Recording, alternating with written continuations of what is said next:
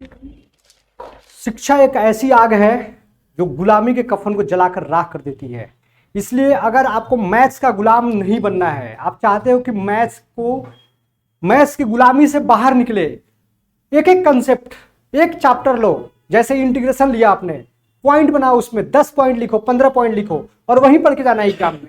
वैसे ही हमारा जो चैप्टर है डिफरेंशियल इक्वेशन में मैं बार बार बोल रहा हूं, प्रार्थना कर रहा हूं, रिक्वेस्ट कर रहा हूं, ऑर्डर दे रहा हूं, जो मानना है मान लो। एक ही बात बोल रहा हूं कि आपको क्या करना है, क्लासिफाई करना है।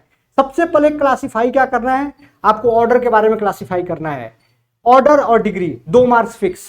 उसके बाद आता है फॉर्मेशन ऑफ डिफरेंशियल इक्वेशन, उसमें भी मार्क्स फिक्स। उसके बाद आता है verify whether the given equation is solution of this differential equation और नॉट, उसमें भी फिक्स। उसके बाद आता है how to solve differential equation. उसमें बहुत सारे मेथड है हमारे पास, लेकिन पढ़ना 3 है जो आपके क्लास 12 लेवल पे है। फर्स्ट है वेरिएबल सेपरेबल फॉर्म, जिसमें सेपरेट द वेरिएबल्स, और जैसे ही सेपरेट द वेरिएबल्स होगा उसके बाद इंटीग्रेट करना है। नेक्स्ट आता है होमोजीनियस, जो काफी इंपॉर्टेंट है, जो आज हम पढ़ने वाले हैं। और उसके बाद आता है लीनियर डिफरेंशियल इक्वेशन। होमोजीनियस का मीनिंग ही क्या है, तो आज हम होमोजीनियस स्टार्ट करने से पहले मैं होमोजीनियस का मीनिंग बताऊंगा। एक रहेगा हमारा बुक का मेथड और एक रहेगा अपना मेथड, क्योंकि हमारे पास जो इक्वेशन दिए हुए हैं ये आपके ये बुक से मैं ले रहा हूं, ठीक है। तो सबसे पहले होमोजीनियस डिफरेंशियल इक्वेशन, होमो का मीनिंग क्या होता है, homo, this is homogeneous differential equation. So homogeneous, homo plus genius,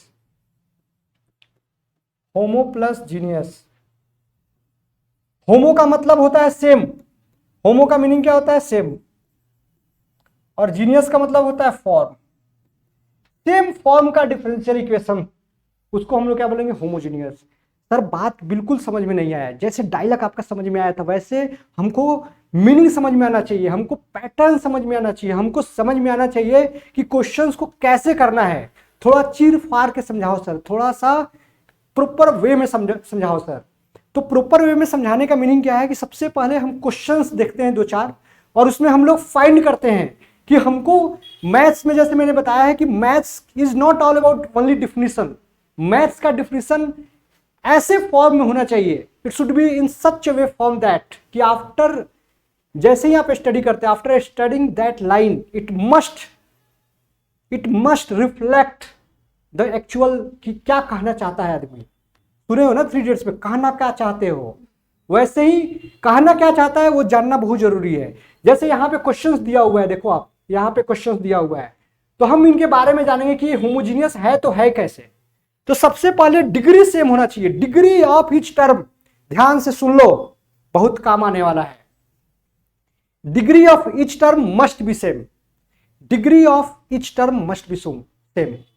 जब भी डिफरेंशियल इक्वेशन दिया रहे, सबसे पहले डिफरेंशियल इक्वेशन जब हमने स्टार्ट किया था तो बताया था होता क्या है डिफरेंशियल इक्वेशन, तो it is a combination of constant variables and derivative of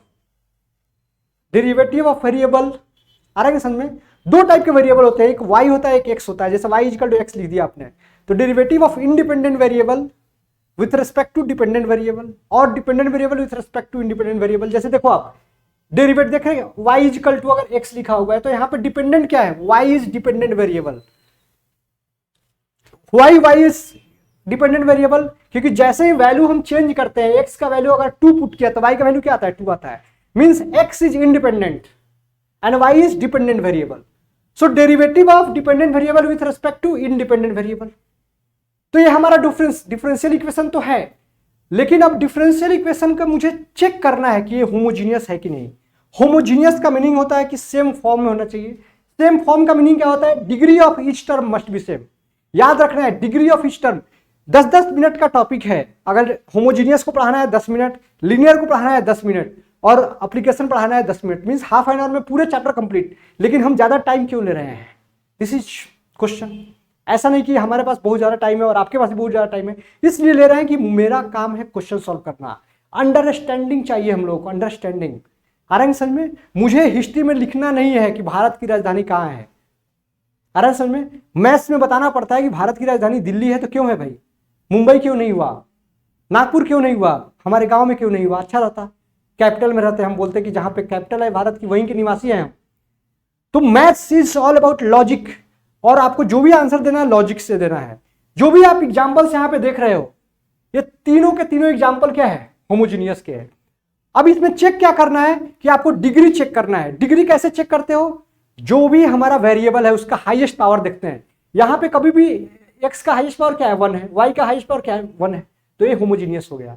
यहां पे एक्स क्यू, यहां पे कितना होगा, 3 + 1, ऐसे होता नहीं है 4, लेकिन ऐसा एज्यूम करना है कि अगर एक्स क्यू है और वाई है तो इसका पावर ऐड होता है, मींस इसका ऑर्डर कितना आने वाला है, इसका डिग्री कितना आने वाला है, डिग्री मींस हाईएस्ट डिग्री कितना आने वाला है, 4 आने वाला है। तो इस degree of each term must be equal. Homogeneous में जब भी कोई क्वेश्चंस आते हैं, एक कीवर्ड बता रहा हूं मैं, होमोजीनियस में जब भी कोई आता है तो मैं एक कीवर्ड बता रहा हूं, degree of each term must be same, degree of each term must be same, degree of each term must be same.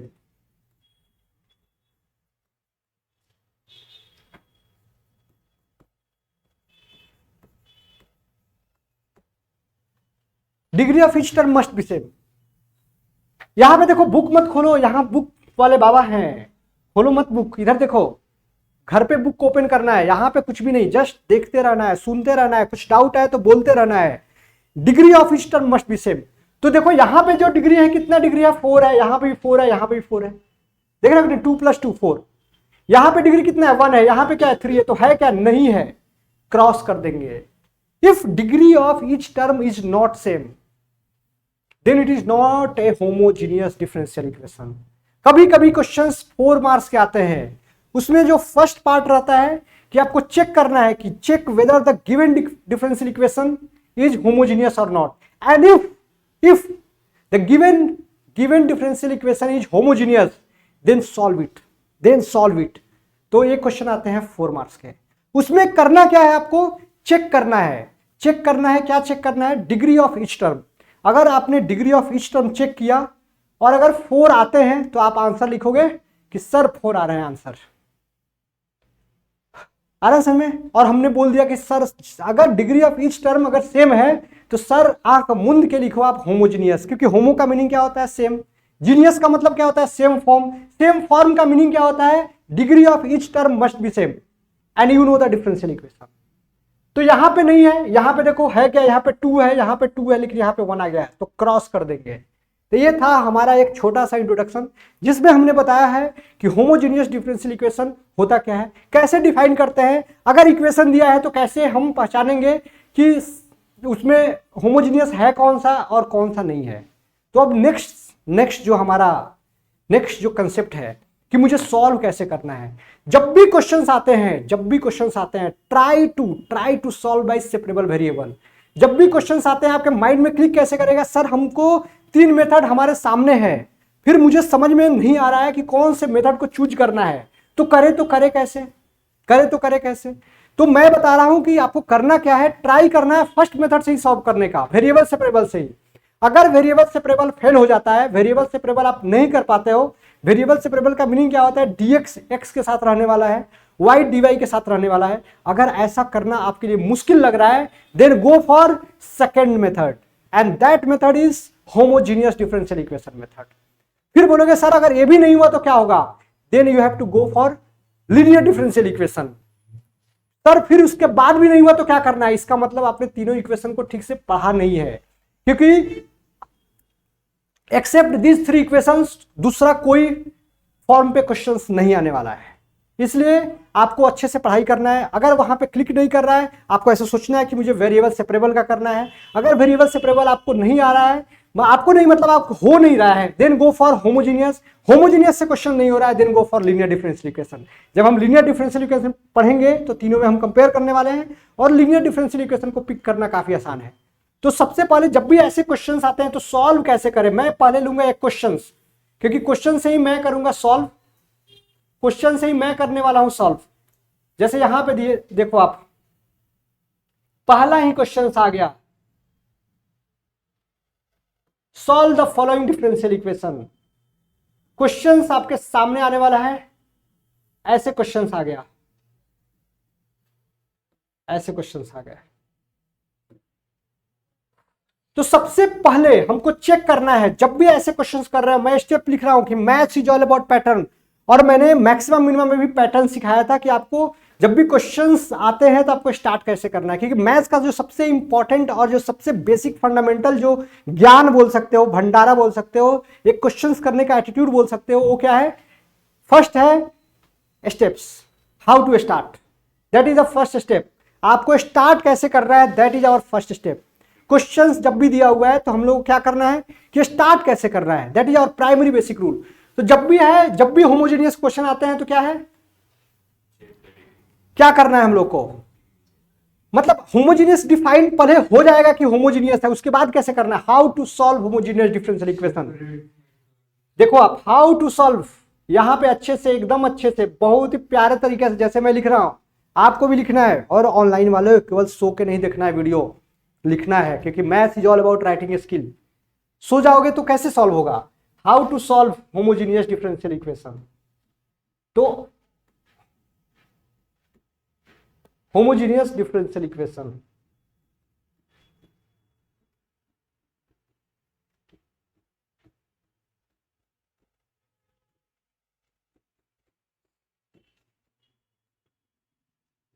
Put y is equal to v x,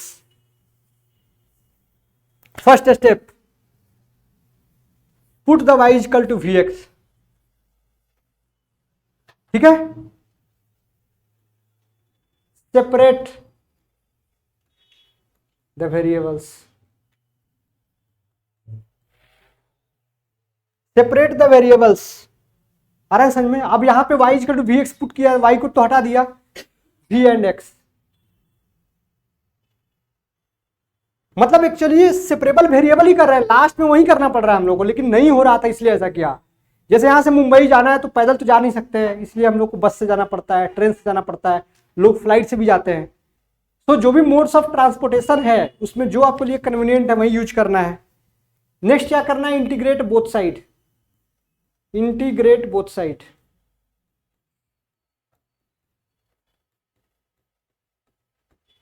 and fourth क्या करना है, replace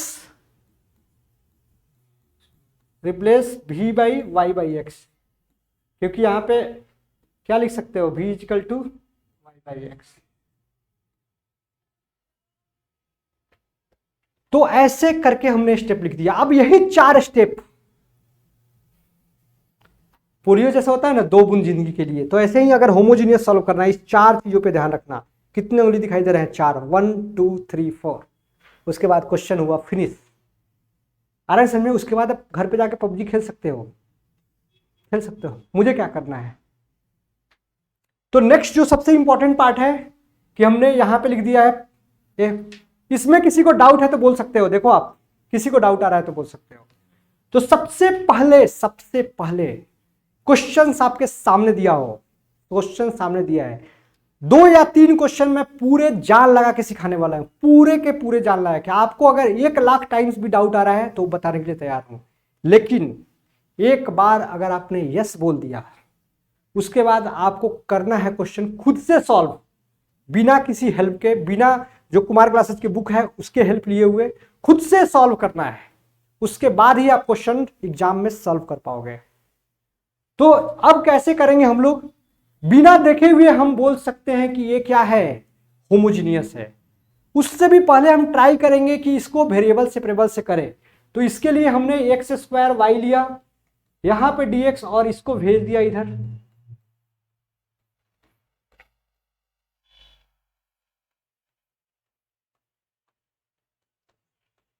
तो आ गया dy by dx। अब क्या है, degree of each term are same, इसका degree 3, इसका 3, इसका 3, मतलब ये क्या है, होमोजीनियस। साइड में लिखेंगे हम degree of each terms are same.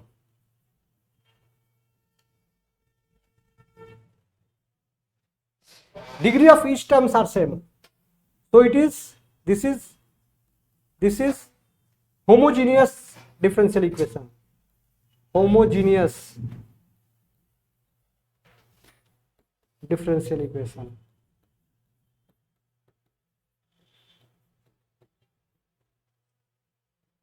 This is homogeneous differential equation.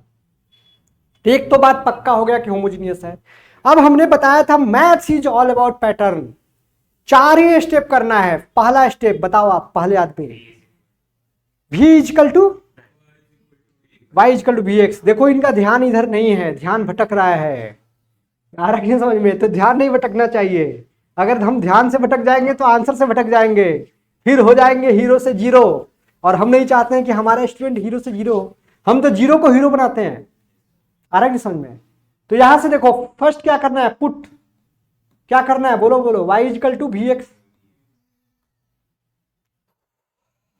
अब करते हैं शुरुआत, मैथ्स को करते हैं अब शुरुआत। कैसे करेंगे सॉल्व, यही है सबका क्वेश्चन। तो अभी क्या करेंगे यहां पे, differentiating with respect to x. Differentiating with respect to x.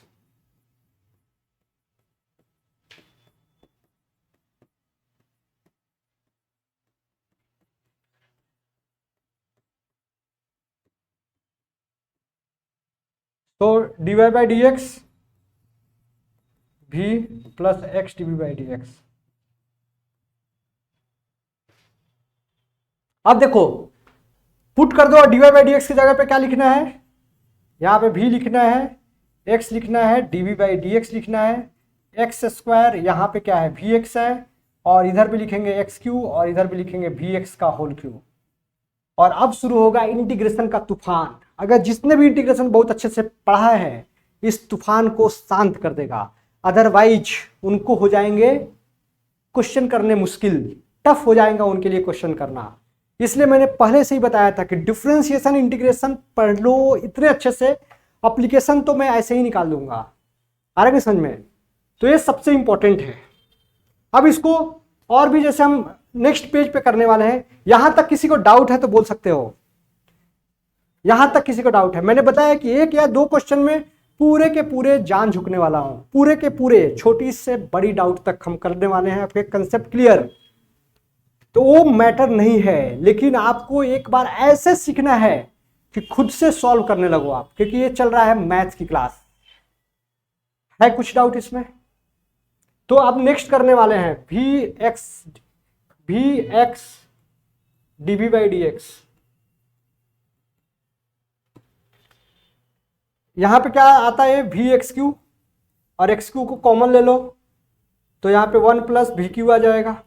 X Q cancel. देखो ध्यान से, वी क्यू एक्स क्यू आएगा, मैंने एक्स क्यू कॉमन ले लिया तो 1 प्लस वी क्यू, तो वी 1 बाई वी क्यू आ गया। वी 1 बाई, अरे भैया अच्छे से आइए, अच्छे से, v upon 1 plus v q, ऐसे आ गया। कुछ है डाउट? और कौन कर सकता है इस क्वेश्चन को सॉल्व? कोई है इस क्वेश्चन को सॉल्व करने वाला? कैसे करेंगे हम क्वेश्चनों को सॉल्व, बताओ आप।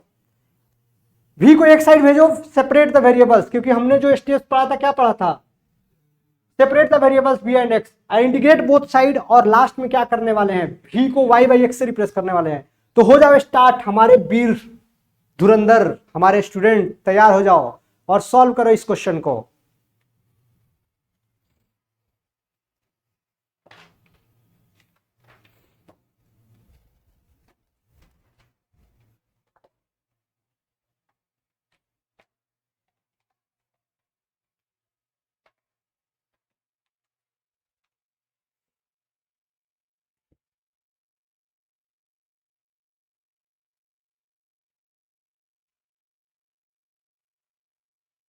यहां पे क्या लिखने वाले हो, x dv by d x, और यहां पे v 1 प्लस वी क्यू, और माइनस v आ गया।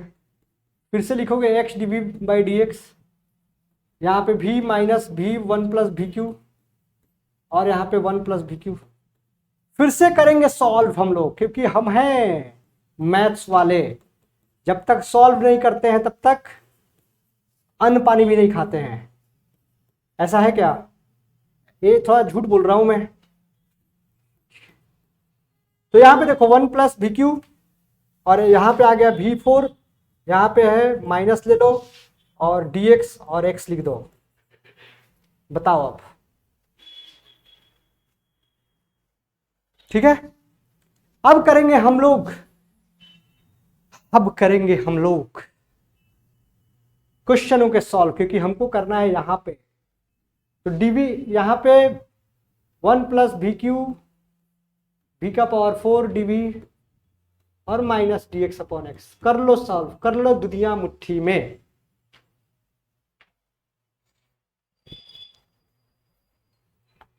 देखो आप यहाँ पे 1 बाई वी का पावर 4 डीवी लिखोगे और यहाँ पे 1 का पावर वी आ जाएगा, क्योंकि वी क्यू और वी फोर में कैंसिल होगा तो 1 अपॉन वी और डीवी आ जाएगा। और यहाँ पे लॉग एक्स और प्लस सी आ जाएगा। यहाँ पे वी का पावर -4 डीवी लिखोगे, यहाँ पे आ जाएगा लॉग वी और माइनस लॉग एक्स सी। यहाँ पे वी का पावर 4 -3 आ जाएगा और -3 plus log v minus log x plus सी।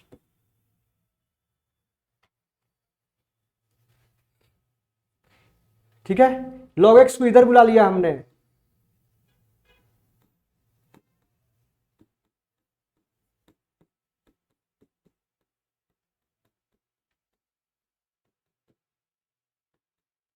v को क्या लिख सकते थे, किससे रिप्लेस करना है? देखो आप y बाई एक्स से, तो y बाई एक्स का होल क्यूब, यहां पे देखो log vx आता हमारा, c लिख दो यहाँ पे। यहाँ पे जब सॉल्व करोगे आप तो -x³ बाई वाई क्यूब आएगा प्लस लॉग v की जगह पे क्या लिखोगे y by x, x cancel हो गया और इक्वल टू c। तो ये रहा हमारा आंसर, आंसर क्या रहा? -x³ प्लस लॉग y और वाई क्यूब यहाँ पे दिया हुआ है -c इक्वल टू 0। ऐसे करके हमने सॉल्व कर दिया है डिफरेंशियल इक्वेशन के क्वेश्चन को, होमोजेनियस को। अगर आपको समझ में आया है तो बहुत अच्छा बात है, नहीं समझ में आया वो उससे खुशी की बात हो ही नहीं सकती है, क्योंकि आपने ऑनेस्टली बता दिया कि सर समझ में नहीं आया है किसी को डाउट है? किसी को डाउट? इंटीग्रेशन में टफ होने वाला है, जो भी होमोजेनियस क्वेश्चन है। अगर आपने इंटीग्रेशन अच्छे से नहीं पढ़ा है तो एक बार पढ़ लीजिए, आ रहा है समझ में? क्योंकि दूसरी मंजिल की इमारत तैयार कब होती है? जब फर्स्ट मंजिल बनाओ। आ रहा है समझ? स्टेप वाइज मैथ्स है, इसलिए बेबी स्टेप, फिर उसके बाद बड़ा स्टेप, उसके बाद बड़ा स्टेप। एक बैग लंबी छलांग मत लगाओ, गिरने का भी तो डर लगता है कि नहीं? गिर भी सकते हैं ना लंबी छलांग में। तो इसको ऐसे सॉल्व कर दिया है, ठीक है। अगर आपको मेरा होमोजेनियस डिफरेंशियल इक्वेशन का वीडियो पसंद आया हो तो लाइक शेयर जरूर करना है, और इस क्वेश्चन को अभी बिना देखे हुए करते रहिए आप, बिना देखे हुए। फिर हम करेंगे एग्जाम्पल 2।